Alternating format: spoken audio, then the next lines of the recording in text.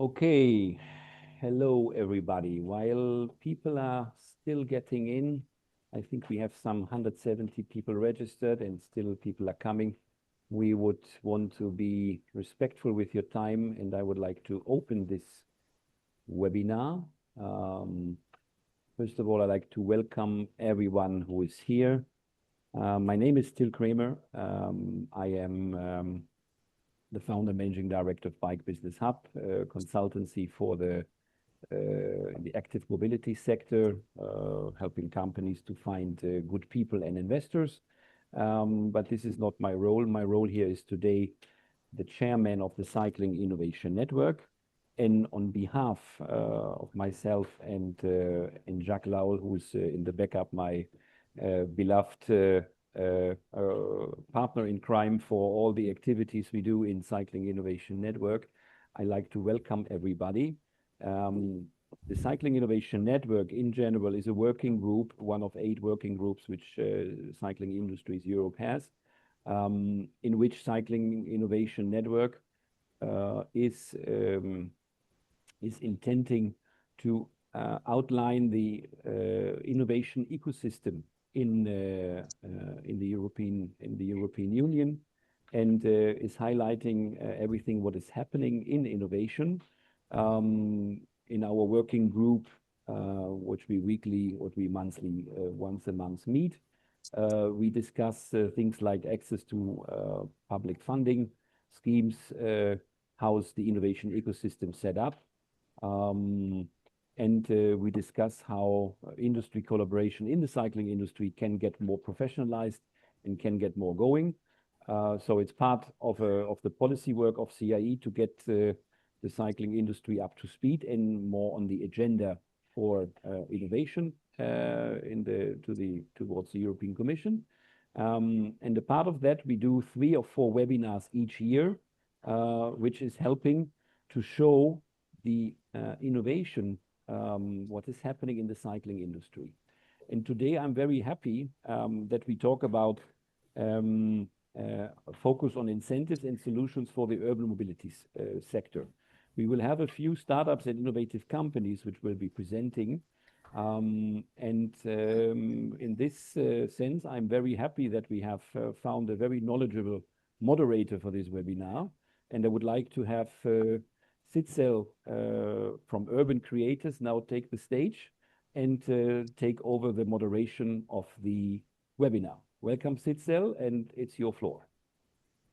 Thank you so much, Till. I'm very, very honored to be moderating this session, not only as a European Cyclist Federation board member who really appreciate the close collaboration between ECF and CIE, but also I'm particularly happy to be moderating this webinar because of my background as a strategic mobility planner, because this really triggers one of my big interests and hobby horses, you can say, namely how we make the cycling experience even better. And as a planner, I often talk about how we change the street and road infrastructure solutions. This is really much a focus for me, and trust me, it is really important. It is important how we plan our cities and our streets.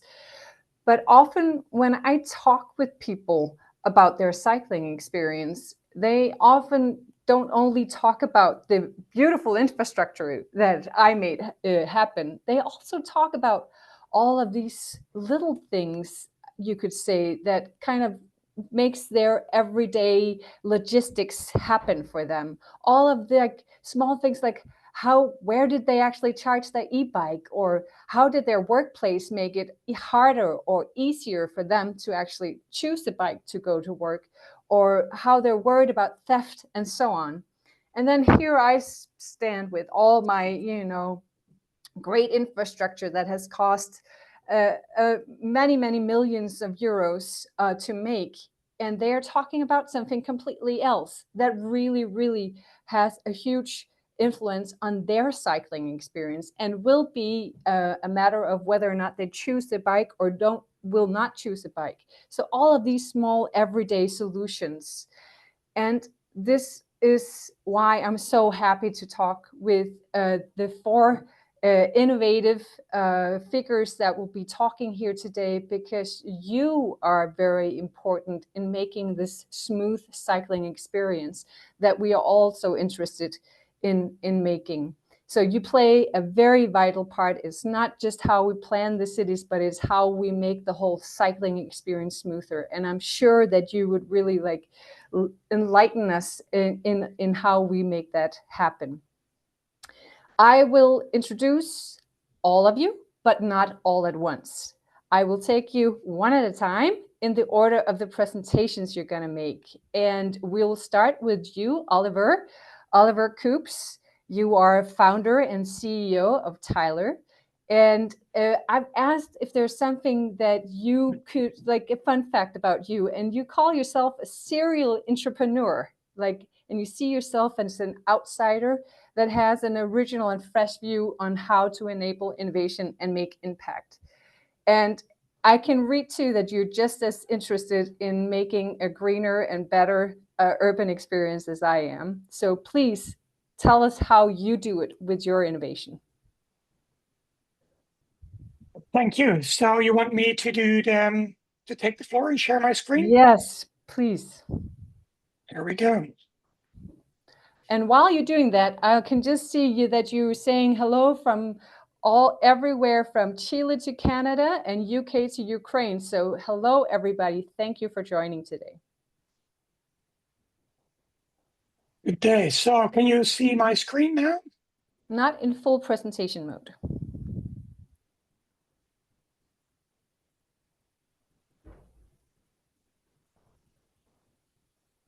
Here we go.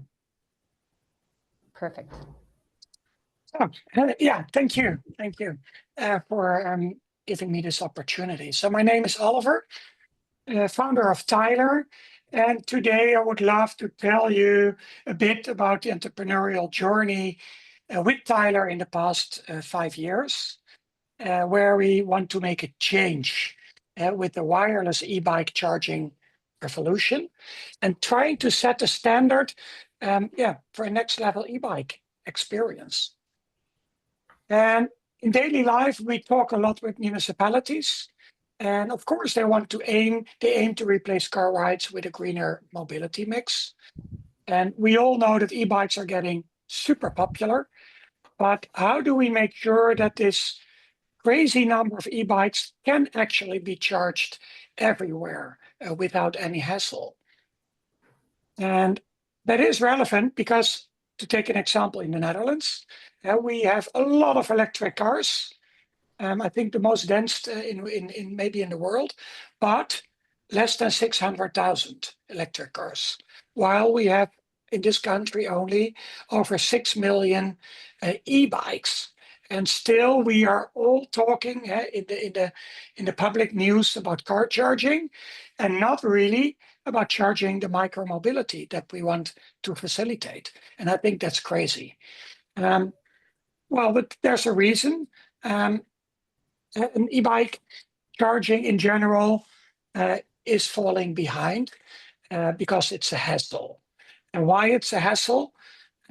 Well, there's a lack of standardization. There are hundreds of different kind of plugs that get broken all the time. And people face limited charging opportunities, not only sometimes at home, but also at work and through the city. So people face range anxiety in using their cargo bike or e-bike. And they face inconvenience in the handling of the battery. Sometimes they drop it to take it out, carry it upstairs, and they have a fear to damage, and by doing that, to have a fire risk.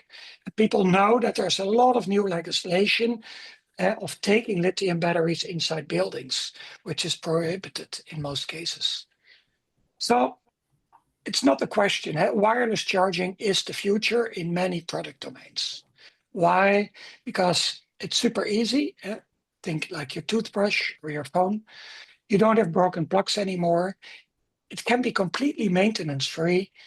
And we all want a universal charging solution that charges any e-bike. So let me tell what we do at Hjuler.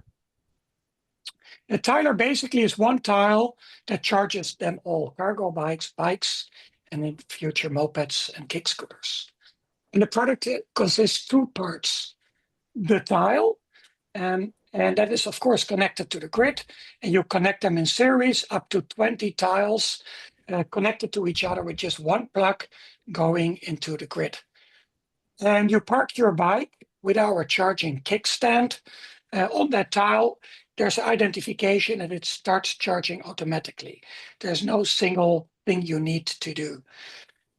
The tile blinks just like car charging with LED. You see if your bike is charging. And this kickstand, we provided as a rear kickstand, a mid kickstand. It fits any e-bike, and a bike mechanic will put that adapter cable that we provide for your e-bike, for your Bosch, for your Shimano, for whatever battery management system you have.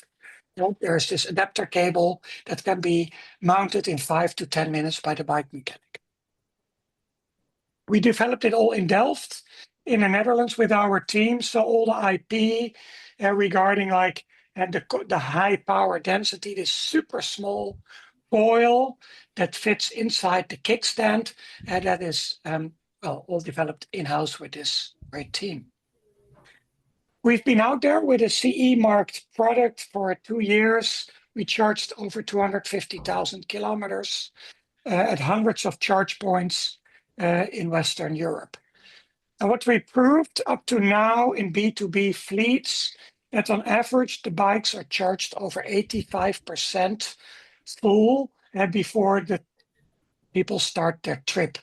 We do mainly self-service hubs, so it's fully autonomous and they are parked there and charged. Right now, we do that with rental companies, but also fleet operators and municipalities. Some examples on the right side, this is a Shell mobility hub with a shared cargo bike provider, and they never have to do battery swapping again. On the left, you see this is in Ireland. We're doing in 4 Irish cities with the ESB, the national utility company. And these charging tiles are there in their hubs, in the ground, charging cargo bikes and e-bikes. And the National Transport Authority is looking into this because they took away all the docking stations across the cities to charge the bikes. And they're looking how to do it going forward. And up to now, they selected us to do that.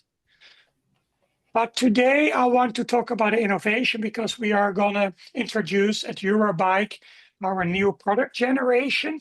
And I want to give you a little sneak preview of what is that going to look like.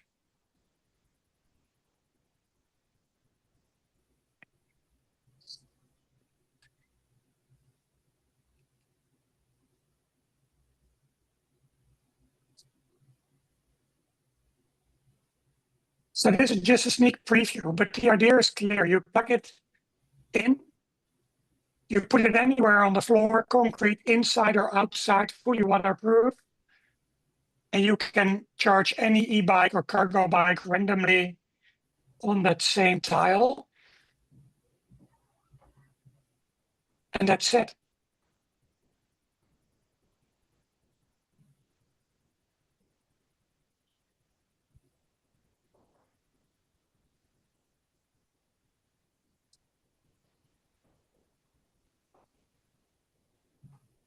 So what you just saw in this new, we call it Tyler Compact, a new same technology, but next level generation that we launched on Eurobike. It contains this cube.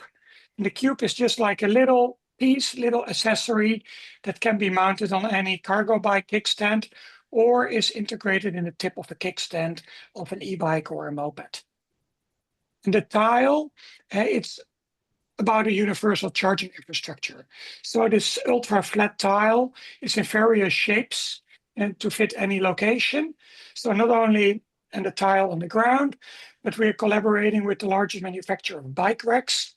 And they're going to integrate that in their bike racks. So it can also charge with the kickstand folded in while parked there.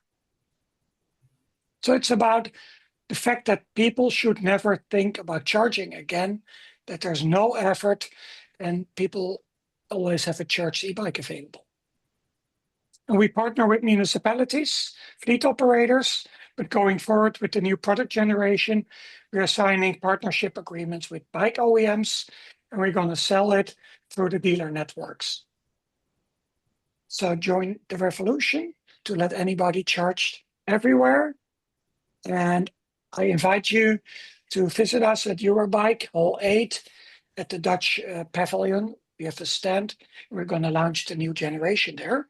And I'm happy to answer any questions that are around. Thank you. Thank you so much, Olivier. I have 1,000 questions, and I'm sure that the listeners out there also have quite a few. We're going to take all the questions in the end when everybody has heard all the presentations, but I have a single follow-up question that I just want to make sure that I understand correctly. The kickstand in itself, is that something you provide as well, or how do you get the kickstand? Yeah, so we provide the kickstand and the tile. Those are two separate products. So Okay. the tile can be in another location, and the kickstand will be mounted by a bike mechanic. It takes 5 to 10 minutes, just like installing like a tracker on the bike. So we don't do any changes on the bike, but we provide an adapter cable that fits that specific e-bike. Okay, perfect. Thank you, Olivier. And more questions to come.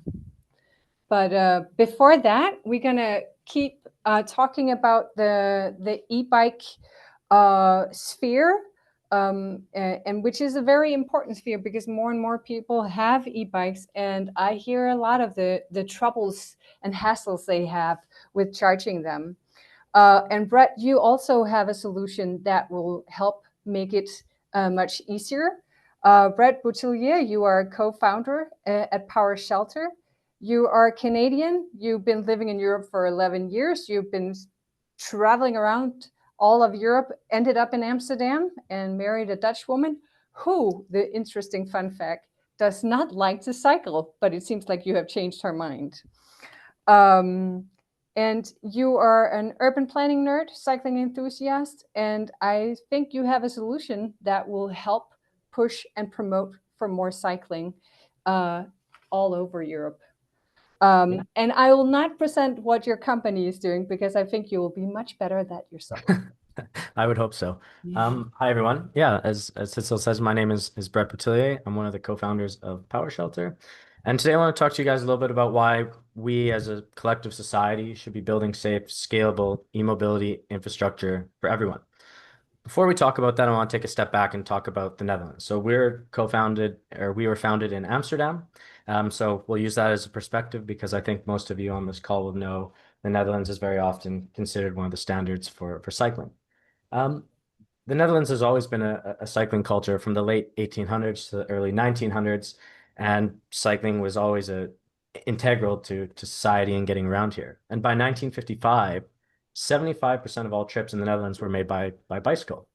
However, this changed in 1955 to 1970, where it plunged to 25%. And I'm guessing most of you can probably guess why that was. As you can see by the images here, it was because of the wide-scale adoption of automobiles.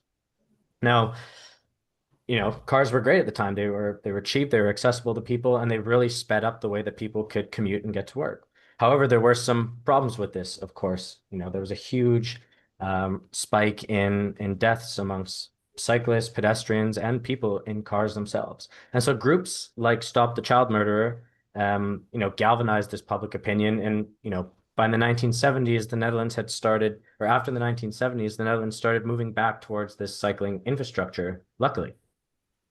And so up until around 2020, and by 2025, the Netherlands had installed 35,000 kilometers of dedicated cycle paths and tracks. And today, across the Netherlands, around 27% of trips are made by bicycle. In Amsterdam, it's a little bit higher. But that's still only a third of where it was, right? And why is that? Well, again, it's because of that speed and the way people can get to and from where they want to go. And studies actually show that travel time minimization has the biggest sole impact on how people choose to travel, right? So what that essentially means is when I'm commuting A to B, my biggest priority is getting there fast. Everything else falls secondary. And so cars, no doubt, are a good way to do that. However, we think e-mobility could be the perfect solution to bridge that gap between efficiency, between speed, and a great way to get from A to B and restore those trip numbers and trip percentage to those pre-car numbers. So what happened after 2020? Well, we all know e-bikes grew hugely in popularity. And now they account, as Oliver said as well, account for around 60% of bikes sold nationally. And we have similarly high numbers in the rest of Europe and even globally now. And so this increased use of e-bikes, e-cargo bikes and stuff has been great. A lot of people have been supplementing their car use and turning to e-bikes, but it does come with some controversy, as most of you know. Some of these e-bikes and bakfiets, the big, basket bikes are big and take up space on the cycling paths. And the speed discrepancy is also another big one, right? People are starting to feel unsafe on the bike paths because of this. Luckily, though, there's governments, municipalities, and people like Sidsel and urban planners that are a lot smarter than me that have started looking at ways to accommodate this. So in the Netherlands, for example, we have these streets that you see on the top called the Auto te Gast street. And it essentially means cars are guests. If somebody is cycling in front of you, they dictate the speed because they have just as much right as you do, right? We've also had Amsterdam specifically reduce their speed limit to 30 kilometers an hour. So not only has that reduced the amount of accidents and deaths and stuff surrounding car traffic, but it's also kind of narrowed that gap and that discrepancy between cars and e-mobility. And so by doing that, we've been able to trial here in Amsterdam sharing the road, where faster e-mobility, e-bikes, e-scooters can go on the road with cars and leave those bike paths for the more traditional methods, like people that just want to go from A to B a little slower, or people in wheelchairs, socially, people that want that. So where does this bring us, right? So we are in a global opportunity where we know that cities want clean, sustainable, and active transport. And we just talked about it, that we know that people want a fast and affordable way to commute and get around town, right? And so e-bikes and e-mobility have become that solution for a lot of people to get from A to B. However, e-mobility is only as good as its infrastructure, and it runs on that infrastructure. So the manufacturers that make the products, the logistics that move them, the software powering the monetization, and the physical infrastructure. And when I talk about physical infrastructure, I'm not just talking about the roads, but I'm talking about the infrastructure from A to B. And we'll touch on that in a little second here. So there has been some barriers to adoption in terms of e-bikes. As Oliver mentioned, there is some problems with the batteries. There's fires where cities are banning them on public transit. So no longer can people, e-bike to a bike station and then take their battery and go to work by train. Landlords are banning tenants from charging. We see 2 weeks or 2 fires a week in the Netherlands alone, 2 in London. There's been multiple deaths and fires in New York, and this is a problem globally. We're well aware of that. So fires are a big issue. Theft is also another one. So people are apprehensive to purchase an e-bike because the battery is a huge hindrance, and it's a responsibility now. And so one of the reasons we actually started PowerShelter was because we were meeting with some friends at a concert, and our friend showed up late. And was like, why did you show up late? It was because she had to take her normal bike and had miscalculated the timing because she was scared to leave her battery while she was at this concert with us, right? And so we've seen that battery thefts in the Netherlands have grown, 300% spike year over year, similar numbers in the UK and the rest of Europe. And one of the key things that I think all of us on this call can appreciate is that we want to get people cycling. And Transport for London did a study to show that 6 out of 10 people who have had a bike stolen, their battery stolen, are less likely to cycle again, or they stop cycling altogether. And this is not what we want, right? The last pain point I want to touch on is convenience. So there's a reason people bring their batteries and chargers everywhere they go. They might go to the office and they might have to bring their charger because now they're out of a car, they're in a bike, but they might be traveling longer distances and might need to charge. And we shouldn't be banning that. We should be empowering these people to get to work how they want and allowing this. And so in summary, we know there's a growing need for safe and convenient e-bike battery charging infrastructure, and we're building it. So our solution is the PowerShelter.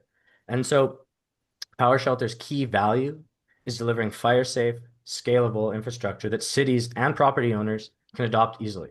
What was really important for us is that it's accessible for everyone. There are other solutions out there with battery swapping and stuff, but they're all proprietary to one brand. We don't believe in this. We think you should be able to choose the bike brand you want, use the battery you want, and also have that infrastructure in place to accommodate it.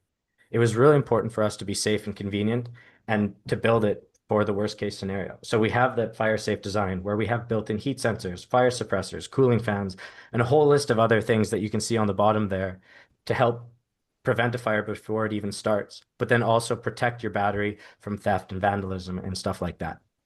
And we want to make it super flexible. So our lockers can be installed solely as one unit in an office building or somewhere at a communal space, or it can be operated as part of a network, which I'll touch on a little bit later. One of the things we take pride in at PowerShelter is that we're bike riders first. And so we knew that if this was going to be a thing that people would actually use, it needed to be convenient. And so one of the pain points, it's not just the battery charging, it's carrying the charger. So what we did is we installed a false wall inside, which allows you to permanently install a charger inside. And this is good for certain scenarios where you might have a lease plan at an office building and you all have the same bikes. You can install a charger. Or there's certain bike brands that have a huge market demand in certain areas. We can install the charger in there. It's also good for battery swapping with delivery riders, where they might have certain brands with certain bike companies, and we can easily swap the batteries in there. We also wanted to make it modular because our mantra is kind of, if you build the infrastructure, people will use it and they will come. And this has been shown with bike lanes and other bike infrastructure. And so you can install one smart shelter and add on additional smart modules at a reduced price using the same electrical connection, which makes it easily installable. And as demand increases, so can your supply. So we've had some pretty good traction, and we have some pretty notable, private and public companies. On the right, you can see a pilot we've done with IKEA in Stockholm and in Utrecht. So IKEA had a problem where they were losing money on every shipment that they made. And there was this weird kind of scenario where you might have something from IKEA that's too big to carry on a bike, but too small to ship in a big truck. And so they wanted to bridge that gap. And so what they've done is they've started allowing light EVs and electric trailers for people to pull on their bikes to transport those things to get them home. We also have some notable partnerships with some companies, similar to the one we're talking to here, which have been really great to understand the market and to kind of gauge the interest in where people want and where these pain points around e-biking is, right? And we're not limited just to private companies or governments. We also think there's a lot of applications for social housing and low income, right? So residents as social housing are turning to e-bikes over cars more than almost anyone. And e-bikes are expensive, but they're way cheaper than cars, right? And unfortunately, we do live in a society where cars are very dominant. You need to get from A to B, but now people can do that faster with an e-bike. Also, people in social housing, a lot of them are delivery drivers. So they're not only using it for work, but they're also using it for play as well, right? And so we think we should actively empower people to cycle, not just as a mode of transport, but as a pathway to better health, lower living costs, greater happiness, and daily convenience, right? So some of the applications we've done with councils in the UK, as you can see on the bottom, is, communal bike libraries, where they needed a solution for charging batteries, where they had a bike library that were renting out to citizens, disenfranchised people that were disabled, where they might just need a bike for the weekend to get out, and we should empower that, right?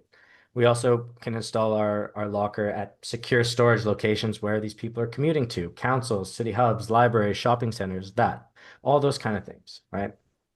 So again, what was really important for us was that our solution was going to be accessible for everyone, that it would fit every battery, that we could charge anything, that when we move over to USB-C as a standard, probably in the next 5 or 6 years, we can accommodate that as well. And not only accommodate all batteries, but all user groups. So seniors and local residents. We want to make it installable anywhere at student housing, commercial properties. We want to allow delivery riders and commuters to be able to use it, but then also leisurely and recreational people. So charging on the mountain when you're mountain biking, or on your cycling tour along the coast of the Netherlands, stuff like that. And we want to be able to install it in a community at urban centers, suburbs, rural hubs, where storing and charging is needed. And so we believe just as mobility should be available to everyone, regardless of age, background, or riding purpose, our shelters are designed to be equally accessible to all. Now, we talked about the past, we talked about the present. Now, where do we think the future is going to go? So Oliver touched on this a little bit as well, where he said, we have EVs everywhere. And there was a time when we didn't have charging for EVs and people were apprehensive to do it. But now we've gotten to the point where there's an EV charging spot in almost every building. And so we believe we should be doing the same for e-mobility. So we envision at PowerShelter a complete behavioral change to the way people can get around. right? The way I talked about my friend who brought her normal bike, there's a very prominent bike rental company in the Netherlands that rents out e-bikes that had to give a secondary non-e-bike for their customers because they're too scared to ride their bikes at nighttime, to go to bars, restaurants, concert halls, stadiums, cinemas, all of those places. It's not how it should be. It shouldn't be a secondary thought. It should be, I can ride my bike anywhere and have a place to put my battery. And so what we envision and what we're actually building out ourselves is the PowerShelter network in Amsterdam. So we have a bunch of locations where we're going to be installing our smart shelters, where users can use them at endpoints, at concert halls, places like that. But then delivery riders can also use it for battery swapping. So they don't need to go home and change their battery, or they don't need to carry a secondary battery with them, right? Again, we think society should be enabling this shift to e-mobility, and we need to have the infrastructure around it to build it. We should be encouraging more people to utilize it to get around. And that's what we're doing here at PowerShelter. So thanks, everyone. Thank you so much, Brett. Very, very interesting. Can I just, one follow-up questions right now, are you so far only working B2B or are you also working B2C? Yeah, so we've done a bunch of B2B right now, and now the PowerShelter network is going to be the first B2C that we're doing. So where with our lockers around, anyone can use them. And the goal would be, again, ultimately to never be the same way that EVs know that there's always going to be a charger. If I have a bike, I know that I'll never have range anxiety because there'll be a place to put it. Or if I go to a bar, there'll be a place where I can put it. And, you know, that's what we're hoping to aim for. And solving That's how you make a network effect. favorite bar, is to have you go to the bar where you have an EV charger. Exactly. Exactly. Yeah. Perfect. Thank you, Brett. Thank Yeah. you so much. I'm sure there will be many more questions. I saw already there are some questions in the chat. Maybe you can prepare yourself for that. And in the meantime, Monique Harmsen, it's your turn to go on the floor. And you have been around the world, I hear, and you have experienced so many different urban environments that has really triggered your interest in bicycle parking. And you're going to tell us much more about that and what we can learn from that. But the fun fact about you is that if somebody would like to hear more about bike parking after this presentation, you can be bribed with chocolate, I've heard. Absolutely. It worked in the past and it will work in the future. So if anybody feels the need for a talk on bicycle parking, I'm your girl. That's fantastic. We'll have the coffee and the chocolate ready for you. Perfect. Thank you so much. Meantime, I'll try to share my screen with you all. You're able to see my screen? I think so. Yes. Wonderful.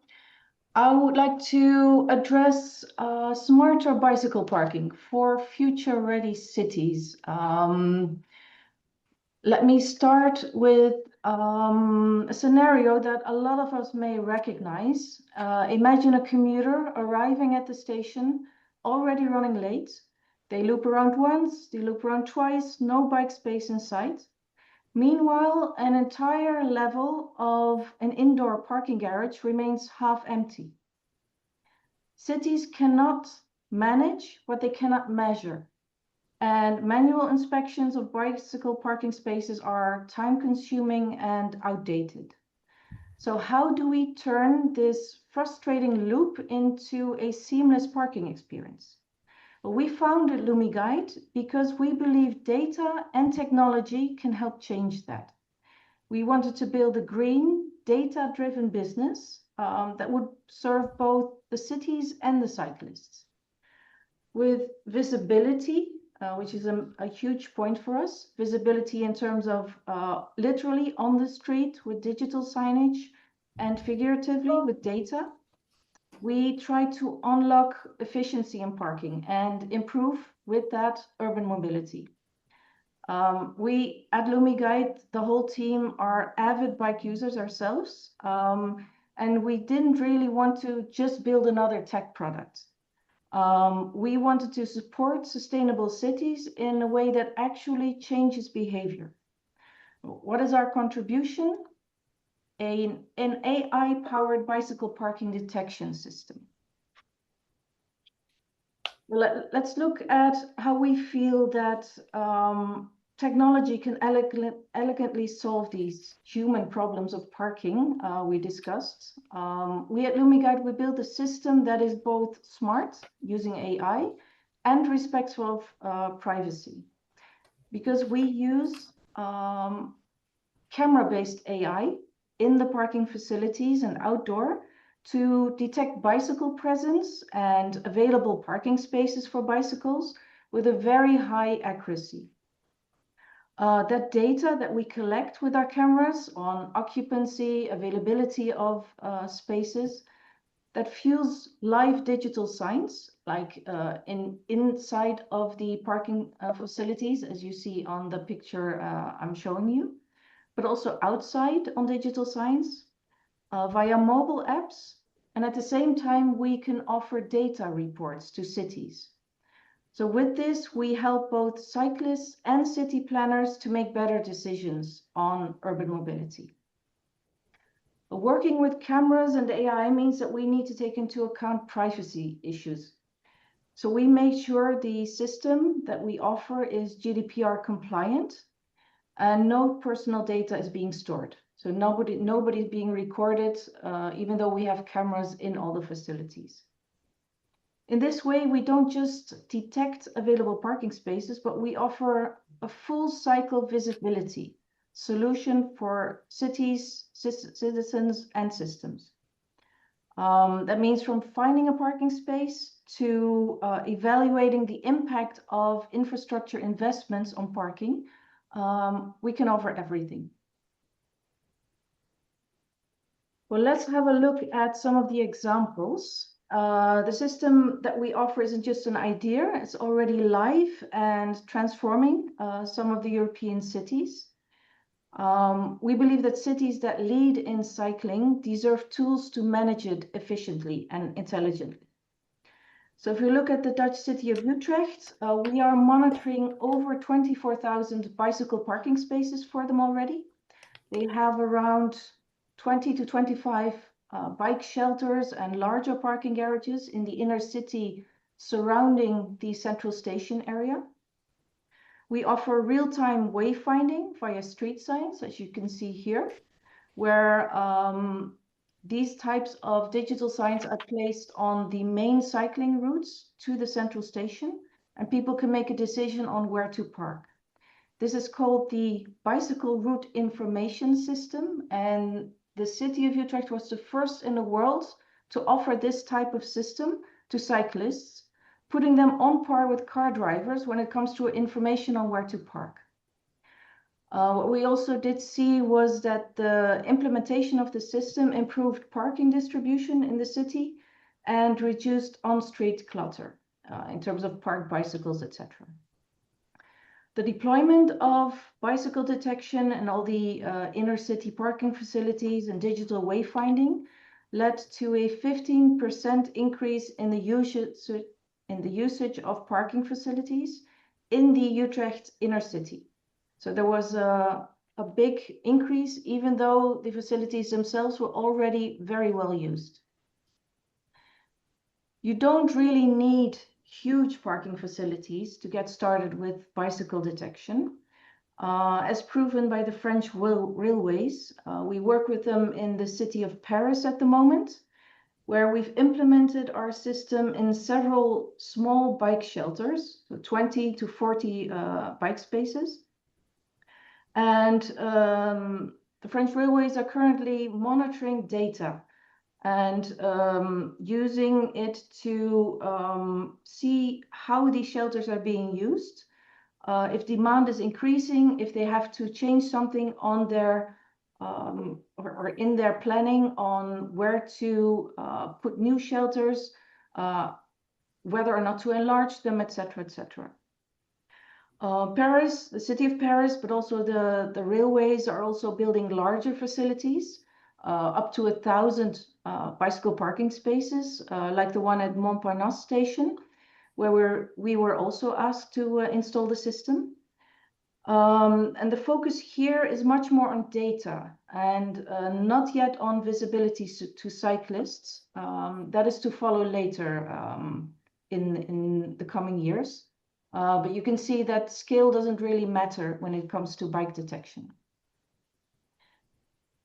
Another example, and in contrast, Amsterdam's world first underwater parking hub is also fully powered by our LumiGuide tech, as are all the other major bicycle parking facilities in Amsterdam.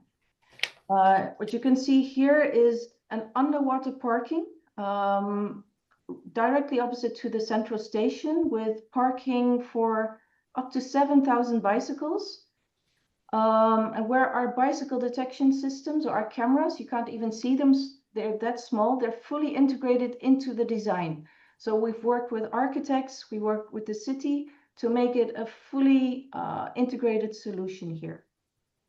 You can see LED indicators incorporated in the columns that you see here to indicate with green whether there's still spaces available. We can put them in orange or red to indicate basically the fullness of the parking facility. Amsterdam doesn't just stop here with building underwater parking facilities. They're also going to build a very new large facility under the train tracks of the central station. So that build is planned now. It will follow in the coming years. And that will house up to 9,000 additional parking spaces. So we are already working with the national railways, with the municipality, on how to also incorporate our system, bicycle detection, in that particular facility as well. Now, what we can see from these examples is that these cities show what is possible when visibility meets bicycle mobility. So what could this look like in your city? Well, we know that no two cities are the same, and that's fine, because a system like this is designed to be modular and can scale to the needs of any city. So whether you have a busy train station hub or a smaller facility at a town center, the system is adaptable. So one of the main benefits of the system is that it's flexible, adaptable, and scalable. It works both indoors and outdoors. Small stations, massive hubs. We can guide cyclists to any type of parking facility. At the same time, we support city planners and public officials with data-driven reporting. Dashboards, heat maps, data reports, etc., for them to implement it in their mobility policy and make better choices. And I would like to leave you with a final thought. We feel that smart bicycle parking isn't just about bikes. It's about giving space back to people, improving flow, and powering policy with real data. Basically making the invisible visible and your city future ready. Thank you very much. If you'd like to know a little bit more, just send me a chocolate bar and I'll be very happy to connect with you. Fantastic, Monique. Thank you so much. It's not more than 3 weeks ago, I was in Utrecht and I was really admiring your systems. I have at least 30 pictures of just that. Oh, wow. Thank you. So I'm very impressed. Just a quick follow-up question. Sure. How do you integrate your data in mobility as a service platforms, other apps? Can you do that, or is Absolutely. It a singular app? No, it's absolutely. We of course we developed our own app because not all municipalities, for instance, have their own apps already. What we see and what we offer is a variety of APIs. So the link between different systems we can offer as well. We can send our data to third-party applications, to websites, but we can also send raw data to a system that a municipality like the city of Amsterdam is already using to power their policies. So we make sure they have the raw data, and then they turn it into a data report. But we can also give the full visual information to them as well. So you can integrate data between the customer, the apps that the customer will use, and also the backend for the planners. Absolutely. And of course, there's also the option to integrate with access management systems, with payment systems. So basically anything is possible in this realm. Okay. Thank you so much, Monique. Thank you. Last but not least, we have Riccardo Evoli. Do I say it right?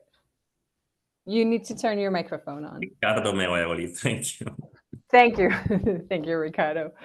You're the CCO, the Chief Commercial Officer at Pinbike, and you have a background in aerospace engineering. I've never met anyone with a background in aerospace engineering before, so that's a first for me. And you have specialized in AI and machine learning. And you're going to talk about Pinbike. Please. Yes. Take the floor. Yes, I have a background in aerospace engineering. I actually was studying at TU Delft in the Netherlands. So I know how great the infrastructure is in the Netherlands. Bike parking are just amazing. And in Italy, we are lagging a little bit behind, some decades behind the Netherlands, but hopefully we will catch up in the following years. So I represent Pinbike. We are the leading gamification platform in Europe for sustainable mobility.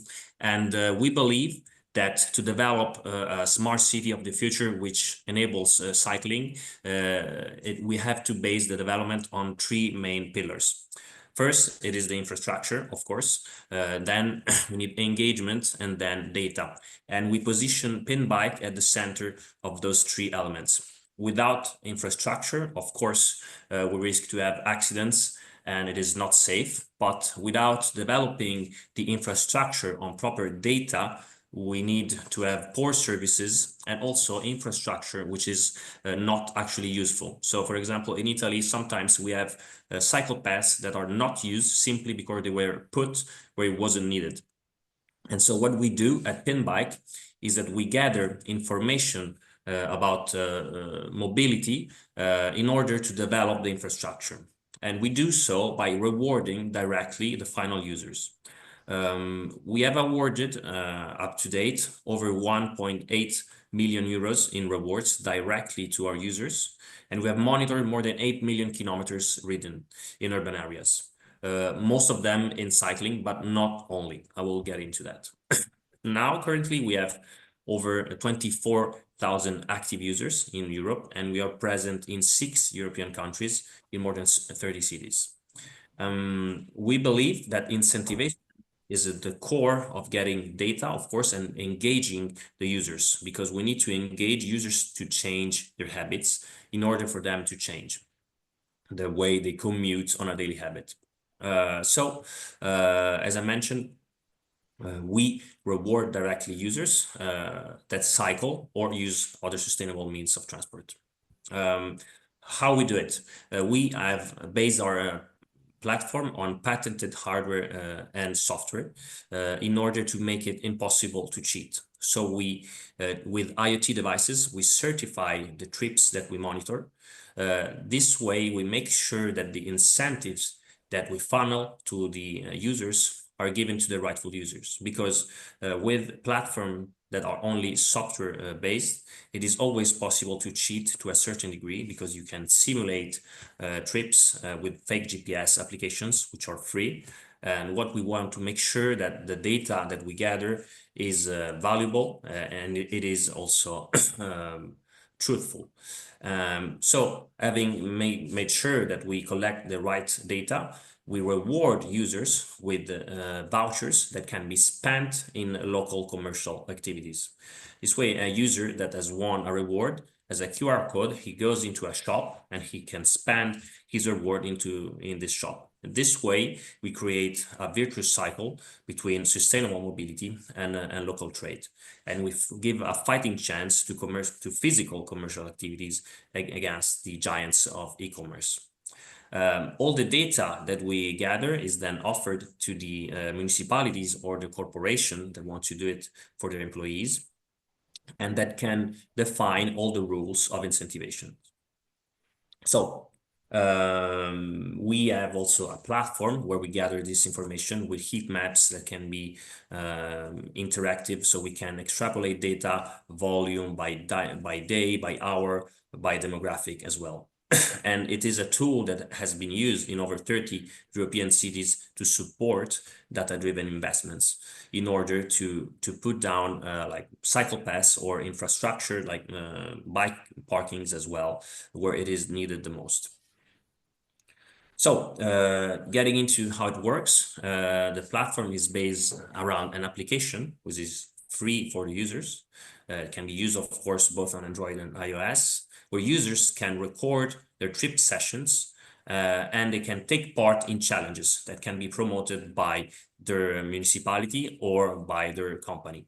It is also a tool to communicate with the municipality, and the municipalities or the corporation can send surveys to gather information, also qualitative, about the infrastructure, and the users can send geotagged notification. Oh, you muted. Excuse me. There you go. So, and it is also the way that users access their reward. So, I cannot move. Okay, getting into how it works from a more technical point of view, we have developed IoT devices, and a device that is attached to the wheel of the bike that certifies the way the trips recorded by the user of the phone. So you connect this device to the wheel of your bike, and it connects to Bluetooth to your phone. And this way we can certify that you are actually riding a bike, and the GPS tracks that you're sharing are 100% guaranteed bicycle trips. Also, we work with providers of shared micromobility solutions, both bicycles or e-scooters, because we believe that those solutions are fundamental to allow the development of the adoption of sustainable mobility. We know that they should be seen as part of the public transport, and we have done integrations by software through API with the provider of those services. This way, users that ride their bike or a scooter can be incentivized even if they don't do it with their personal bike. And it has been proven that allocating incentives to those kind of activities is more effective than lowering the price of the services as it is perceived by the users. So if, for example, 5% of the cost of the ride is allocated to incentives, it has a much higher impact than lowering the cost of the service by 5%. This way, users that ride, for example, a shared bike can win a reward that can be spent in whatever kind of activity. It can be also used as some sort of cashback. So this way, that the more kilometers you ride with your bike, you get a reward that you can spend on the service itself. And it is very much replicable and scalable. And it can engage very fast a high number of users. We've done the same with public transport using beacon that can be installed very simply on buses. And like for the device for bicycle, we can certify that a user gets on and off a bus, and we can reward the use of the public transport system. This way, we can also develop smart ticketing features so to allow either the municipality or the company that manages the public transport system to pay the trip, to have users pay the trip by kilometer ridden or by time spent on the bus, and to have more flexible means of payment. This is very easily installed, and it has a really long lasting battery, so it's really minimal effort for the public transport operator. As well, we have developed car pooling features. So through the PinBike app, it is possible to plan and to offer shared trips with your colleagues. We developed this feature thinking about corporations that have offices where it is not possible to reach them by bike or by public transport sometimes, but we want to reduce car usage. Our goal, our vision is to reduce as much as possible car usage, and this way we can also close the circle of the sustainable mobility means of transport that are possible. So all those means of transport are tracked in one single platform and can be incentivized differently. So the municipality can decide to allocate incentives specifically to one modality or to all of them. But it is important to embrace all those different modalities of transport. Now I want to introduce another thing. So far, we've worked very much with the governments and institutions, and we gathered a lot of information about what are the main issues on using a bike on a daily basis. And one of the main issues is the fear of theft. There's over 3.5 million bicycles stolen in Europe every year, and there is a booming market for e-bikes, which are really, really expensive. So this is why we are launching, and we will be present at Eurobike to launch this device, Hugo, which is a smart pedal. It is a universal device that is compatible with every kind of bicycle, and it contains a lot of technology inside it. So it is connected to the internet on its own. It is a standalone device that warns you as soon as somebody touches your bike. And if the bicycle is stolen, you can share the location of your bike. You can access it, of course, on your app, but you can also share it with the authorities through a private URL. And also, it is a device that offers safety features, because if you have an accident, it can call automatically a number that you have selected to alert that you've fallen and that you have had an accident. Of course, it is compatible to the PinBike system, meaning that when you ride it, you will win rewards. And this enables the usage of e-bikes and bicycle on a daily usage, even when you don't have your phone, with much more tranquility. So talking about the rewards, as I mentioned earlier, the rewards that we distribute are generally offered to be spent in commercial activities. So you get a QR code on the application, and you can go in any shop that you like, and in 5 minutes you can make him do a registration on the platform, which is entirely free for the shop owner. And at the end of the month, PinBike will pay this shop the amount that you spent. And this is great because it actually doubles the economic impact of the incentives. There's been a study from Politecnico di Bari that demonstrates that every euro spent in incentives through the PinBike platform has an impact of 8 times more than the expense. So it's really great, the feature that we can make sure that the incentives remain in the economic fabric of the city itself. We are a team of 18 people. We're really passionate about what we do, and we believe that incentivization is crucial. It's fundamental to allow the adoption of sustainable mobility across Europe. And we look forward to collaboration with municipalities, with bike sharing providers, and with everybody that is listening, hopefully. Thank you for your attention. Thank you so much, Riccardo. Thank you. Very, very interesting. I'm especially interested in working with incentives because we don't actually have that in Denmark as a broader scheme, whereas many other countries, it's very normal to work with incentives for economic incentives for cycling. Just a quick follow-up question before I open the floor to the full panel is what's your main market? Is that in Italy or is it all over Europe in the moment? I think Riccardo is frozen. Can you hear me?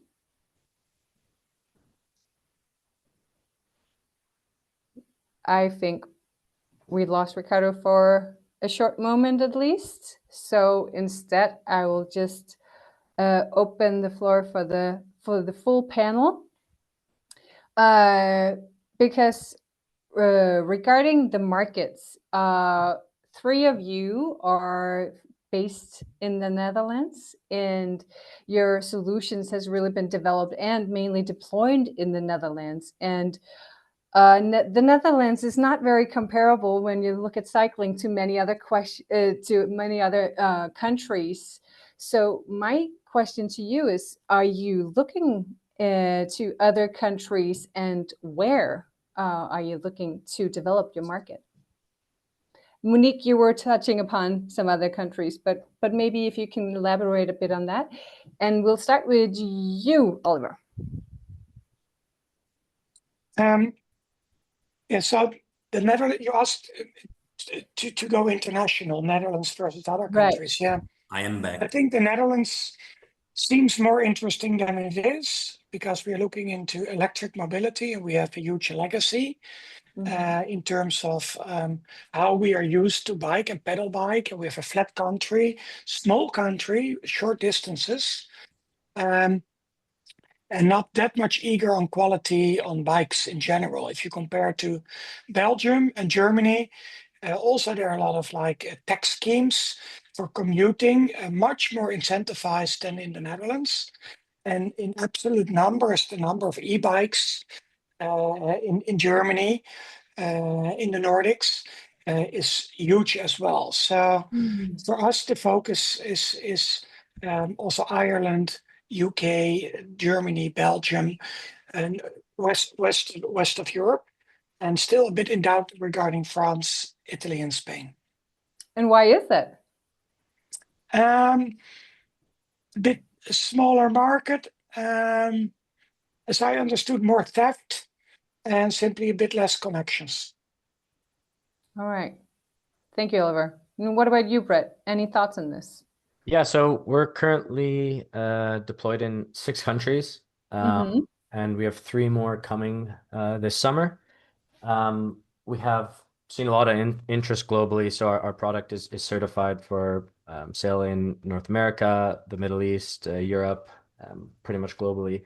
And yeah, we've seen some cool interest from municipalities who are actually looking to install a network themselves that can be used by their constituents using our hardware.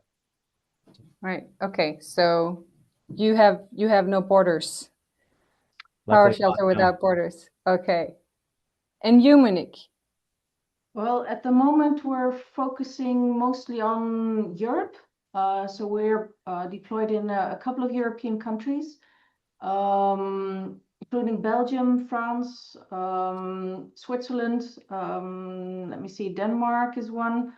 We're also in the UK, and we're currently working to see if we can do projects in, for instance, Germany and some Eastern European countries. So we're trying to expand our reach. For us, it's we're quite a small company, so it would be difficult to deploy systems in Australia, for instance, at the moment. We would need to find a good local partner to do all the installation work, etc. But that is something for the future, I think. All right. So there are listeners from Canada. Absolutely. They should wait a bit. Welcome. Oh, they're most welcome. Okay. We'll see. Yeah. And you, Riccardo, where's your market right now, Riccardo? And what countries are you looking to expand?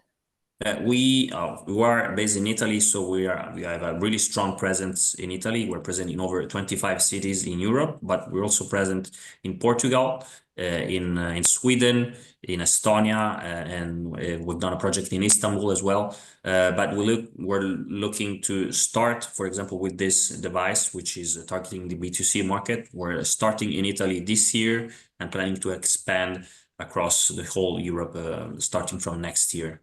But the main countries we're operating in are Italy, Portugal, Sweden, Estonia, and Turkey. All right. And Okay, I will take some questions from the Q&A, and I'm looking, this is why my eyes are shifting a bit, because I'm getting messages on what questions have been asked and what I should ask you. And I'm sorry if I don't follow up on every question, but I know that Jack will also help me make sure that I cover most of it. And the first question I have here from the Q&A is to Tyler Oliver. Could the kickstand be combined with the cycle stands, which hold cycles upright and in neat height density parking, e.g. the Falco, that's the parking space brand, Tulip, Orion, Beta, etc., with an alternative to kickstand, which has an integral electronic lock for bike stand, as kickstand does not stop bike being stolen. Okay, so it's a bit abrupt sentences, but I think you get the point. Can you do this? Can you make the solution without having the kickstand and then make a charging system in another way? Yeah, not sure I understand completely, but the core technology, that we have is that we have a super small, and that's a patented like high density coil. So we are unique that we can integrate this small unit in the tip of a kickstand or an accessory of a cargo bike. And we thought about combining it with locking, but we believe that things should be simple and maintenance free, and locking is not always needed. And by doing that, we would create a much more expensive unit, and very often it's not needed because it's on private premises. I think, as far as I understand the question, is that if when you have a kickstand, it tilts a bit the bicycle, but when you are having a very tight parking space, you need to have the bicycle as straight as possible. Do you have any solutions where you can charge still in that scenario? Okay. We have a strip, like a mosaic, where the charging spots, you can choose yourself how close they are. Like in the Netherlands, the OV fiets, we are very close in touch with them. And we designed also a model where they can really be stacked together, all the bikes stacked on each other, and we have the charging spots next to each other. And the other one is that we have a partnership with a large manufacturer of bike racks, where you can actually have them in two-tier, what's a double layer bike racks up down, with the kickstand folded, where we can park them in the racks as well. Okay. All right. I hope that answers the person's question. Thank you, Oliver. And then I have one for you, Brett, to PowerShelter.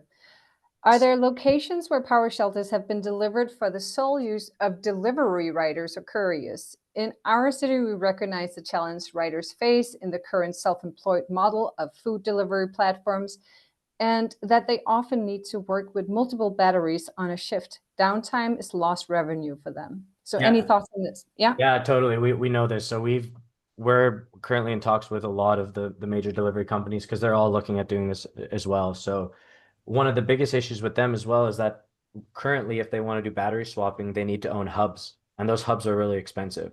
Whereas kind of with our solution, we can actually, put the delivery drivers together and have some slots for some delivery companies and others. So it's kind of a cooperative there where we all benefit from that regard. And you're right, there is a lost revenue. What we've found is that a lot of these riders are sometimes carrying a secondary battery with them, or they're biking outside of the city where a lot of them live, because they don't necessarily live in the areas that they're servicing. And so they're spending a lot of time biking to get their battery, which is charging at home and then coming back. And so we've spoken with a lot of delivery companies who are looking at our system. As of right now, we haven't installed one yet. That's the first one that we're going to be installing in Amsterdam here within the next month or so. So if you're in Amsterdam in July, it will be up and running, and you're more than welcome to go look at it, and potentially some future cities as well this summer. And where do you place it? What's the good place to put a charger for couriers? Yeah, it's a good one. So we're working with a where there's natural space is parking structures. So there's parking structures all over the city, which we can utilize. So doing that where they can easily go inside, do the battery swapping, and come out.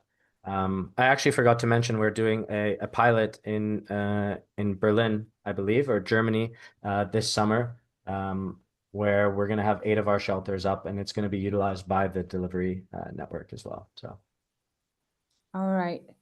Thank you.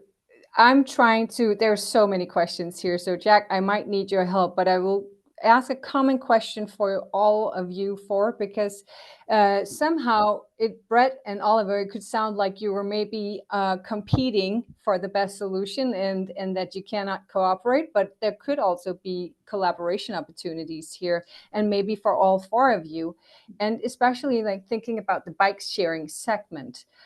Here, Tyler, Oliver, you offer a solution to charge without swapping battery, PowerShelter, a solution for battery storage, LumiGuide to find designated parking spots, and Pinbike, you could reward the users for using bikes or maybe putting it the right place.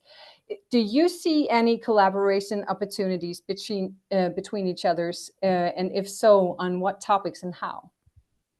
And the floor is open, the first one. Collaboration with what exactly? I missed the word. With the great panelists that you're sitting together with. Yes, of course. For example, some features that we have developed are like rewards to going to specific location. So we are rewarding cyclists that use bike parkings, for example. So we can offer a specific reward to using a parking. We can do the same with bike charging facilities. And so, of course, we're very much open to collaborations, and every project that we develop is very much custom made, and we love to find ways of collaboration with everybody. Mm-hmm. And also, for me, it's sorry. Please. Yeah, I think it's super obvious to collaborate. What we do see is that to make the e-bike more mature, and cargo bike and micromobility in general, and it's not competing. It's the ecosystem itself that is super immature yet, and municipalities don't have a clear vision. Companies, there's a new building directive for all new large buildings in Europe, where there needs to be much more parking facilities and charging facilities. And there was also a message regarding, will there be a USB-C for e-bikes? And then you don't need wireless charging. It's not one or the other. I mean, we are talking in the Netherlands about 6 million e-bikes. We are talking about shared mobility. There's so many different situations. You have bikes where the batteries cannot be moved out of the frame. There are so many situations. I think we should collaborate, and we are doing a lot of projects with bike infrastructure, shelters, locking. We need to provide a full solution, and get to know each other much better and include each other in those projects. Absolutely. You feel the same, Monique? Absolutely, fully agree. And is there a certain area where you think this is the obvious field for collaboration? I mean, we are in the business of bicycle parking monitoring, basically, and collecting that data and sharing that. We can also connect with other systems, whether it be an incentivization system or a payment system, like I already discussed. I don't see any limit to who we can connect to, what we can connect to. I think the aim is for us to see, okay, what benefits the user the most, and then pull together and see if we could come up with something that would benefit all the stakeholders, but especially the cyclists, I think. I can imagine like parking garages, bike parking garages, the ones you showed. It's about bike racks, it's about availability, it's about charging, it's about for you monitor maybe not only which parking spots, but maybe which spots where they can actually charge is available. Yeah. And also to people like PowerShelter who don't have our charging kickstand because it's a chicken egg situation. Can have all options there. I think Absolutely. for me, I feel like we're wrapping a package solution here, are we? I think ultimately for me, you can kind of take it, regardless of what you feel now about the company. Tesla was a huge kind of trailblazer in getting people charging, right? And getting people into EVs. And what they did, and I don't know if a lot of people remember this, is they released a lot of their IP, right? They released a lot of the technology for free to other companies to get to that end goal of getting people in EVs, right? So I think for us, I wouldn't say we're competing. I'd say there's different solutions, and there's always going to be applicable scenarios for each company. But the ultimate goal here is to make, right? It's not for us to, it's to make society better, to make everyone to be able to commute, to get cars off the road, to make more livable spaces, right? And by putting people in alternative forms of transportation, like e-mobility, which we're talking about today, is the best way to do that. So I think anything and any idea that can facilitate that and get that to become the norm is beneficial for everyone. All right. This is beautiful. I thought you were competing, but you are just collaborating, and Yes. it's all fantastic. Okay, Monique, the chat is going a bit nuts, and and there's so many good questions, and I'm trying to look it over here. But I have a question for you, Monique, because I was really interested in. I know, talking from a personal point of view, Denmark could really use your system. We have, if there's one thing where Copenhagen, for example, is really lacking behind, it's a good parking facilities for bicycles. But I think I could imagine that it can be a bit scary to see your very full-blown systems. Can you maybe describe a bit more if you wanted like a smaller, if you just want 10 or 20 or 30 spaces? Do you have to have how can you tailor make your solutions to maybe smaller areas, smaller parking areas? Oh, I think then the solution we already implemented in the case of Paris and the Yeah. small bike shelters would be fitting. We just need a couple of cameras and a small server. What is also important is that there is a power connection and internet. If there's no internet, we can use mobile internet connection because, of course, we work with data and it's basically a cloud solution. So in that way, you can very quickly and very easily start with one small hub, monitor it, see how people are using it, and then you can scale that up if need be. And in Copenhagen, we did do one pilot project with, I don't know if it was the city of Copenhagen, but I think it was the organization responsible for the metro stations. We had one site that they picked. We already told them that probably wouldn't work because the only access to that bicycle park facility was a very steep set of stairs. So people really had to be very careful getting their bike downstairs. So we already told them having a bike detection system there isn't going to work. Putting a digital sign at the entrance isn't going to work because the stairs stay as steep as they are. And that turned out to be the outcome of the pilot. So I'm not too sure whether they are going to select a different location. But I think it's always a combination between technological solutions and city planners like yourself. I hear you. What is And they are way too steep, the stairs. They are, so, absolutely. Yeah. So, but there are a lot of opportunities for small-scale bike parking to also use technology and make it intelligent. All right. So when we look at the pictures of 1,000 bicycles, we should not be scared if we would like to talk to you about just 30 parking spaces. I think our smallest one is 18 bicycles. Okay. Good to know. All right. And Riccardo, I'm super interested in the whole incentive scheme. Can you maybe explain a situation where how it actually works, where a workplace has actually given incentives to their staff and just kind of the happy story of how it actually works? Yes, we've worked with multiple corporations. For example, the ASL, which is like health organization in Bologna, which has more than 50 hospitals, manages more than 50 hospitals across the region, and they are doing a bike to work incentive schemes for their employees. and so users, their employees are rewarded when they cycle to work. And they have an integration into their welfare system, so they get bonuses that they can receive either as extras on their paycheck, and in other cases they have decided to implement an integration with welfare platforms, so users can spend their rewards to obtain some services. And also we've worked with the University of Florence and in combination with a municipal project, which is one of our biggest projects, which we have more than 3,000 active users.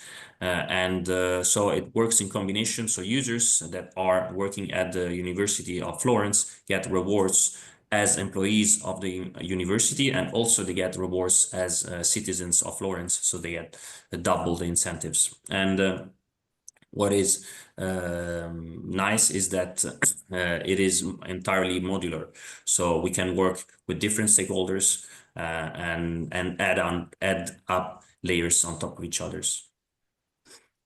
All right. So can you measure a modal shift? Do you see a change? Yes, in projects we've seen a modal shift of up to 10% an increase to cycling. So it's really high impact. And the nice thing is that we've noticed as well is that users will keep on cycling even after the incentives are off. So it is enough to engage users with some incentives in order for to push them, to nudge them to start cycling. And as soon as they do, since we all believe in cycling, I'm not trying to convince you because I know you're on my side, but they realize that it is actually fun, it is healthy, and it is practical. So as soon as they start cycling because they are engaged by the incentives, they will keep on cycling afterwards. Okay, thank you. I see that somebody wrote that in Chile they're trying to make a similar system to yours. So maybe you should keep contact there. And that is something I will. I hope that you all read your email addresses, because I see there's so many questions for you, and I'm sure that people would like to be able to contact you afterwards to hear more. So I see that you all wrote your email. That's good.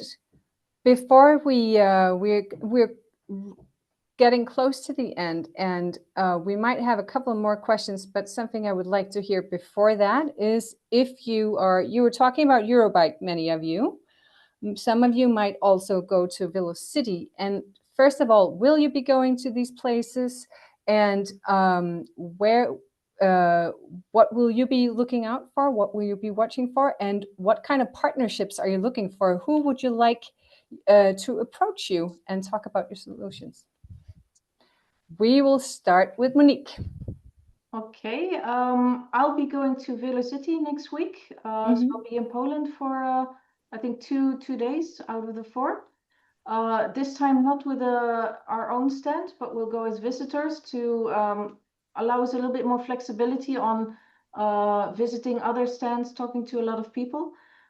Basically, I'm open to talk with anybody. Our main target group would be municipalities who are really actively thinking about using technology to gain insights into how parking facilities are being used, how you can make it more efficient, etc.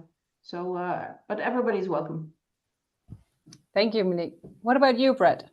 Yeah, we'll be at Velocity next week. So we'll be there with the Dutch Cycling Embassy at the big orange booth. And so we'll have a miniature version of one of our lockers there so people can see it.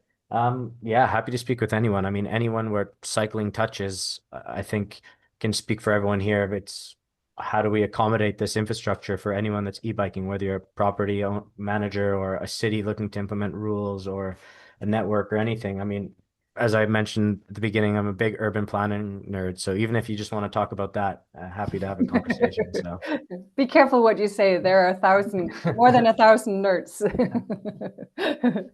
Thank you. What about you, Riccardo? Yes, we will be present both at Velocity and Eurobike. At Velocity, there will be my colleague Annarita Alesserri, which is our lead project manager. She's very experienced, and we're looking forward to connect with municipalities, of course, but also with bike sharing providers and all sort of bike world stakeholders. But we're looking forward to connect with bike sharing providers because we really believe that there's room for collaboration to apply for to tenders together and to make like brand new breakthrough projects that involve bike sharing and incentives together. And in Aerobike, we will be present mostly to launch our consumer device, which is Hugo, the anti-theft device, IoT device. Mm-hmm. And we look to connect with dealers and also to find ways to grow our distribution capacities and look for partnership in that domain. Thank you. Last but not least, Oliver. Yeah, we'll not be going to Velocity, going to Eurobike, and we have our stand at the stand of Dutch Cycling Embassy and in the Dutch Pavilion. And up to now, our customers are mainly fleet operators and also municipalities. But at Eurobike, we'll launch our new product generation where we target really the mass market and private e-bikes. And we do that with a bunch of partners at our booth, a bunch of e-bikes and cargo bikes from OEMs, where we feature our new product generation. And the goal is to get partnership with bike OEMs, but also the bike dealerships, the bike dealer networks. Perfect. Thank you. I think we are reaching the end. I never hear people get angry if I end a session before we have to end instead of after. So I think we'll wrap it up for now. On behalf of myself and of CIE, thank you so much for this very, very interesting sessions and for the crazy Q&A that I completely lost track of. So I'm very sorry that I did not take all the questions, but I hope that you, Brett, Oliver, and now I forgot your name, Pinbike? Yeah, no? Riccardo, thank you so much. Thank you. For your very interesting. It's been an honor to be part of this webinar, and thank you very much for the opportunity. Thank you. And we had more than 100 listeners. There has been in the chat, you can get the links for every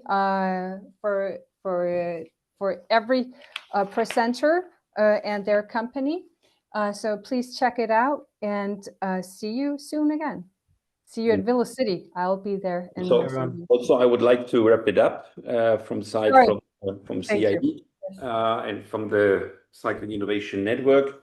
I actually had an idea, I don't know if it's an innovative idea, but thanks for everyone presenting. Thanks foremost, Sidsel, for your very, very good moderation, very professional. I was almost tempted to invite every one of you to come to Palma de Mallorca, where we are working on building a cluster around cycling in the Balearic Islands. And I was thinking that is so much inspiration you bring to what is possible to make cities really the infrastructure to build. And I was thinking, if this could be presented, all the innovations which we see in urban cycling infrastructure in somewhat a catalog or some kind of guide and pass it to all the city councils in Europe, I'm sure there will be a lot of inspiration happening, which is oftentimes, I think, one of the missing elements as a starting point. So with these words, I would like to close. Thanks for giving the inspiration. Hope you have great inspiration next week at Eurobike, next week at Velocity, and in 3 weeks at Eurobike.